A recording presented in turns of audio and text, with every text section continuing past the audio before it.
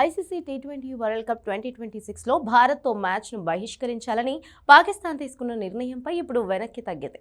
ఈ బహిష్కరణను ముగించేందుకు Pakistan cricket board ICC ముందు 3 కీలక డిమాండ్లు ఉంచినట్లుగా తెలుస్తుంది. లాహోర్లో ఇటీవల జరిగిన సమావేశంలో ఐసీసీ అధికారులతో పీసీబీ ఈ డిమాండ్లను చర్చకు తీసుకువచ్చింది. బంగ్లాదేశ్కు ఎక్కువ పరిహారం చెల్లించడం, టోర్నమెంట్ నుంచి తొలగించినప్పటికీ వారికి దక్కాల్సిన ఫీజు ఇవ్వడం, భవిష్యత్తులో ఒక ఐసీసీ టోర్నమెంట్ నిర్వహణ హక్కులు పాకిస్తాన్కు ఇవ్వడం ఈ 3 ప్రధాన షరతులుగా ఉన్నాయి. భారత్తో ఫిబ్రవరి 15న కొలంబోలో జరగాల్సిన ఈ మ్యాచ్ను బహిష్కరిస్తామని పాకిస్తాన్ ప్రకటించింది. ఈ నిర్ణయంపై ఐసీసీ తీవ్రంగా స్పందించి ఆడకపోతే కఠిన చర్యలు తప్పవని హెచ్చరించింది. అయినప్పటికీ పీసీబీ తన వైఖరిని మార్చుకోలేదు.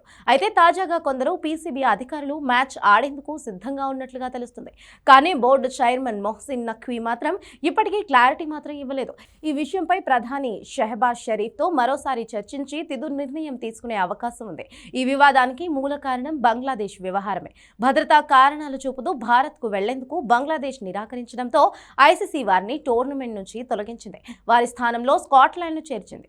ఐసీసీ భద్రతా పరంగా ఎలాంటి ముప్పు లేదని స్పష్టం చేసినప్పటికీ పీసీబీ తన నిర్ణయాన్ని మార్చుకోలేదు. ఈ నేపథ్యంలోనే బంగ్లాదేశ్కు మద్దతుగా పాకిస్తాన్ ముందుకు వచ్చింది.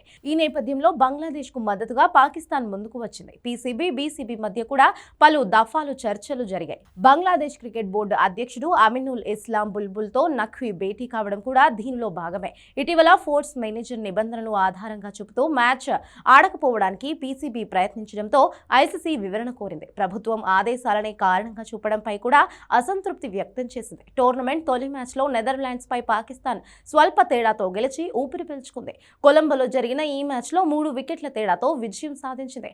భారత్ పాకిస్తాన్ మ్యాచ్ టోర్నమెంట్లో అత్యంత కీలకమైంది. ఈ వివాదం త్వరగా ముగిసి మ్యాచ్ జరుగుతుందా లేదా అన్నది రానున్న రోజుల్లో తేలనుంది.